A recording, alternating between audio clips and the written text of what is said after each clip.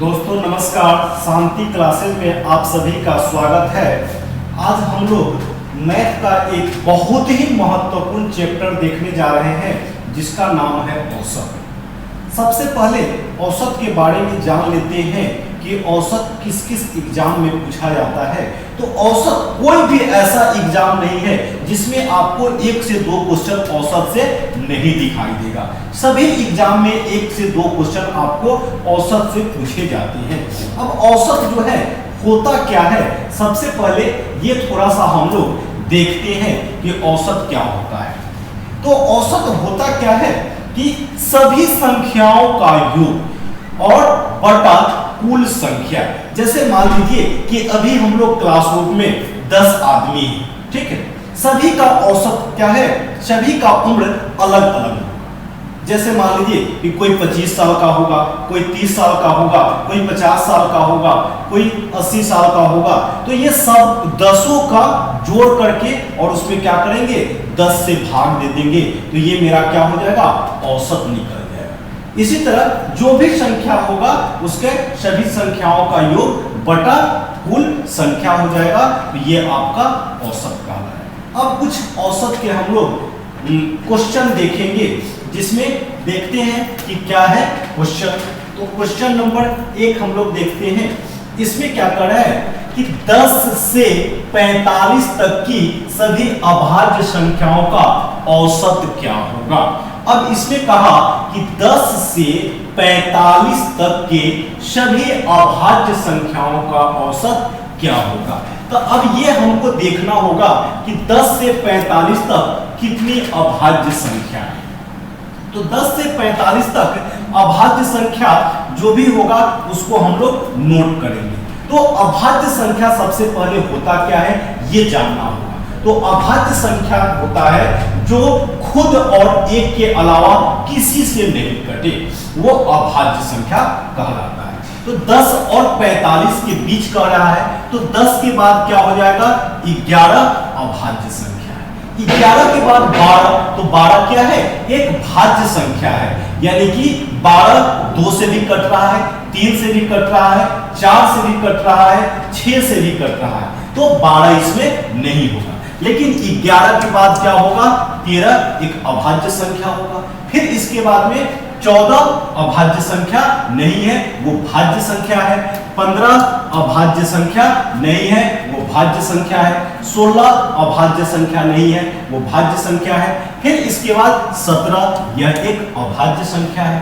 फिर इसके बाद 18 क्या है, एक भाज्य संख्या है, ताकि 18 क्या है, 2 से भी कट रहा है, 3 से भी कट रहा है, 6 से भी कट रहा है, 9 से भी कट रहा है, तो इसलिए 18 जो है एक भाज्य संख्या है। 19 अभाज्य संख्या है। 19 के बाद 20, 21, 22 ये सब भाज्य है। फिर इसके बाद में 23 जो है आपको अभाज्य संख्या है। 23 के बाद 25, 26, 27, 28 ये सब भाज्य संख्या है। इसके बाद 29 जो है आपको अभाज्य संख्या है। 29 के बाद फिर 31 जो है ये अभाज्य संख्या है। 31 के बाद 33 जो है वो भाज्य संख्या है। 34 भाज्य संख्या है। 35 भाज्य संख्या है। 36 भाज्य संख्या है। 37 अभाज्य, 37 आपको अभाज्य हो गया। 37 के बाद में 38, 39 ये जो है भाज्य है। इसके बाद 41 जो है ये आपको अभाज्य है और फिर 43 अभाज्य है। इस क्वेश्चन में कह रहा था कि 10 से 45 तक की सभी अभाज्य संख्याओं का औसत क्या होगा। तो ये सभी संख्याओं को हम लोग लिख दिए। अब देख लेते हैं कि ये कितना संख्या है। तो 1 2 3 4 5 6 7 8 9 10 है। तो 10 से क्या कर देंगे, इसको भाग दे देंगे, ठीक है।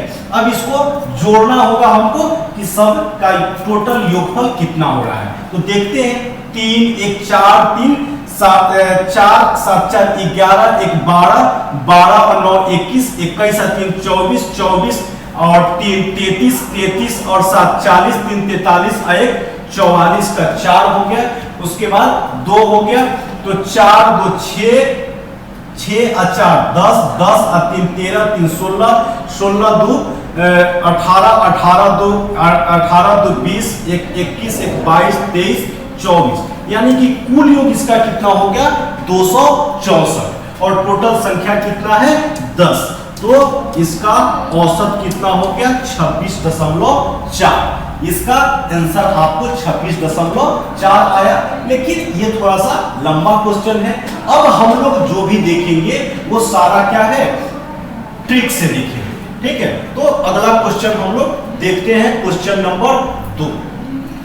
इसमें कह रहा है कि प्रथम 50 प्राकृत संख्याओं का औसत कितना।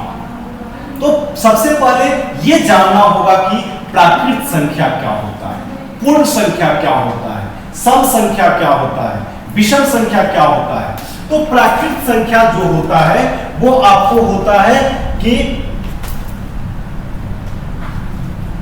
एक होता है 0, 1, 2, 3 इंफिनिटी। एक होता है 1, 2, 3, 4, 5 इंफिनिटी।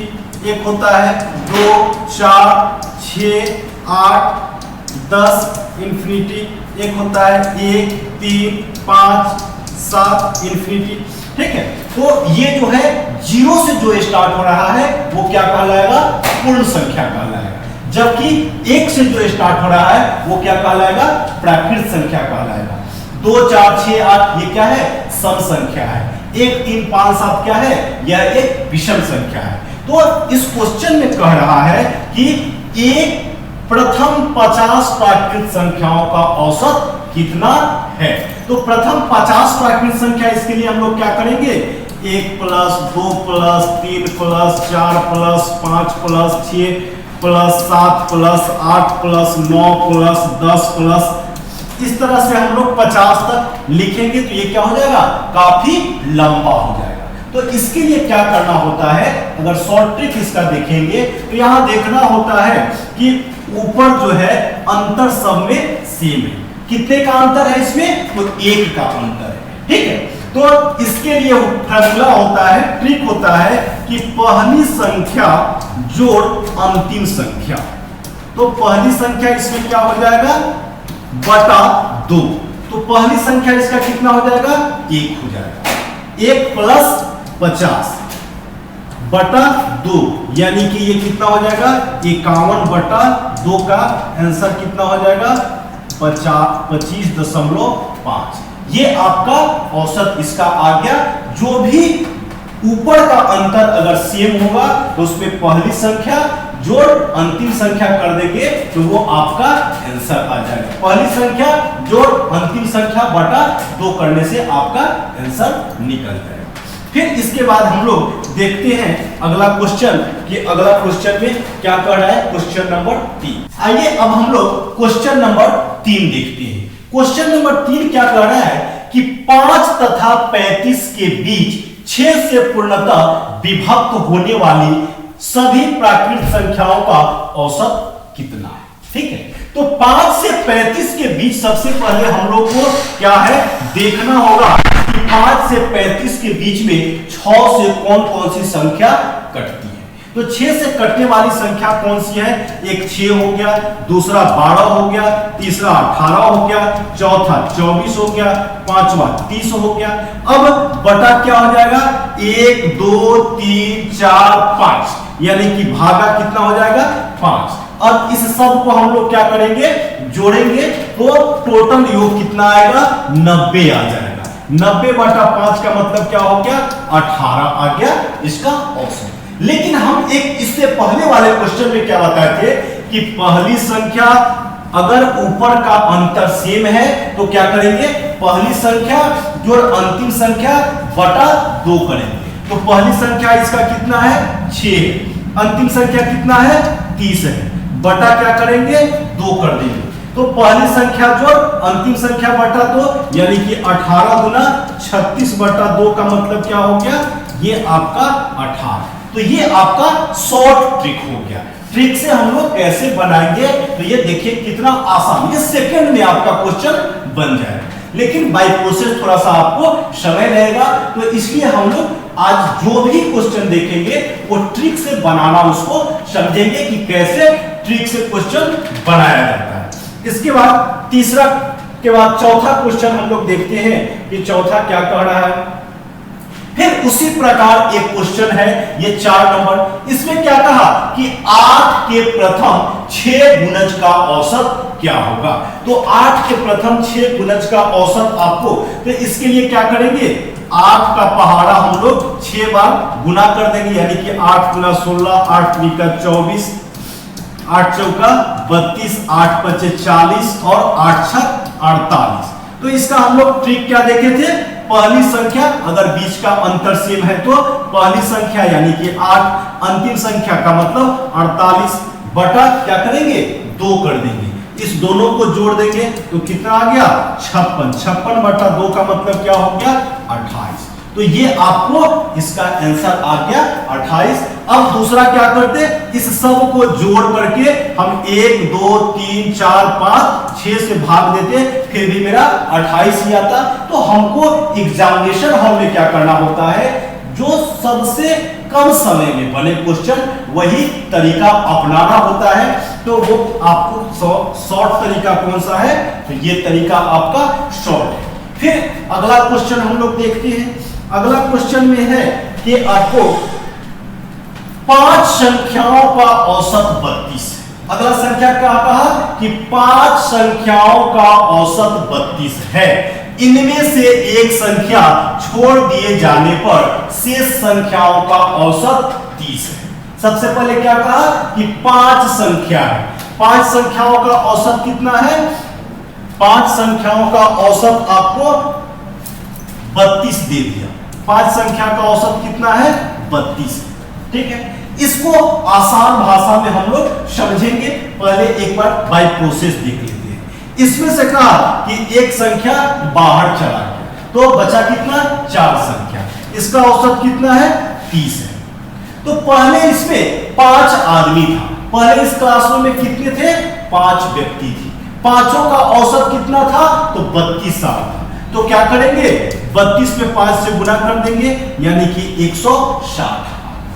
इसके बाद जो है आपको फिर क्या कहा कि एक आदमी इसमें से बाहर चला गया, तो अब कितना बचा 4, चारों का औसत कितना दे रहा है 30, तो 30 चौका 120। पहले 5 आदमी था अब 4 आदमी है, तो क्या करेंगे घटा देंगे, यानी कि इसका औसत कितना आ गया 40 आ गया। दूसरा अगर इसको हम लोग शॉर्ट ट्रिक से देखेंगे तो क्या करेंगे कि पहले इसमें 5 व्यक्ति थे, 5 में से पांचों का हिस्सा उसमें कितना होगा, औसत उसका 32 था, तो 32 32 32 32 32, ठीक है। उस 32 में से एक 32 बाहर चला गया, जो गया वो कितने का था 32 का था।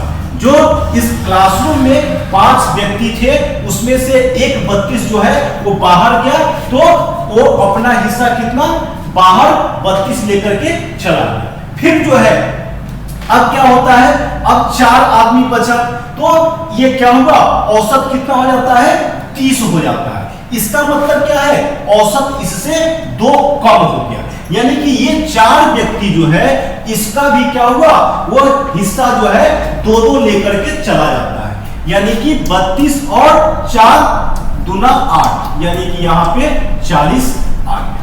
तो इस तरह से दोनों तरीके से हम लोग इस क्वेश्चन को बना सकते हैं।